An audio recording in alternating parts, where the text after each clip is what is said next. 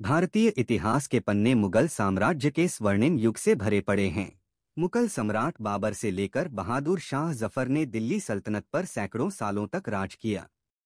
इस दौरान हर मुगल सम्राट ने अपने दौर में कुछ ऐसे कार्य किए जो आज हमारे लिए ऐतिहासिक बन गए हैं।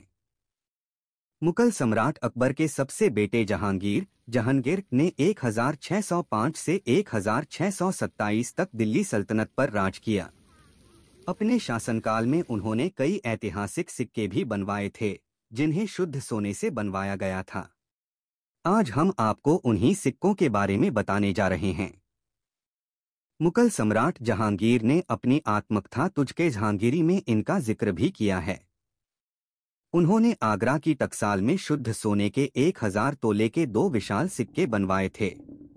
इनमें से 1000 मुहर का एक सिक्का उन्होंने ईरान के राजदूत जमील बेग को तोहफे में दिया था। सन 1987 में दूसरे सिक्के को स्विट्जरलैंड में एक नीलामी में रखा गया था, जिसे एक अज्ञात व्यक्ति ने $1 करोड़ में खरीद लिया था। इस सिक्के को नीलामी के लिए रखने वाला मुगलों का पुराना जागीरदार और हैदराबाद का अंतिम निजाम मुकर्रम शाह था, जो दिवालिया हो गया था। भारतीय इतिहासकारों के मुताबिक इन दोनों सिक्कों का वजन 12-12 किलो था। सोने का इतना बड़ा सिक्का पहले कभी बना नहीं था।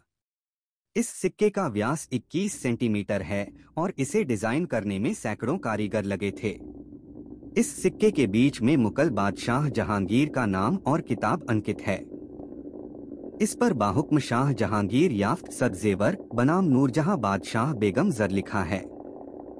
भारतीय दस्तावेज के अनुसार जहांगीर ने 1000 मुहर का सोने का सिक्का नवाब गाजीउद्दीन खां सिद्दीकी बहादुर फिरोज जंग प्रथम को तोहफे में दिया था।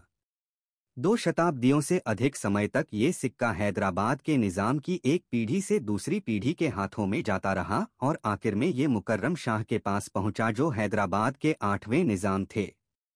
भारत सरकार के दस्तावेजों में ये सिक्का मुहर के रूप में दर्ज है। साल 1970 में निजाम के खजाने से ये सिक्का गायब हो गया था। तब से इसका कुछ पता नहीं। भारत सरकार की करीब 4 दशक तक इस सिक्के की खोज बेनतीजा साबित हुई। करीब 400 साल पुराने इस सिक्के के साथ भारत का इतिहास जुड़ा हुआ है। इसलिए केंद्र सरकार ने फिर से इसका पता लगाने की कवायद शुरू कर दी है।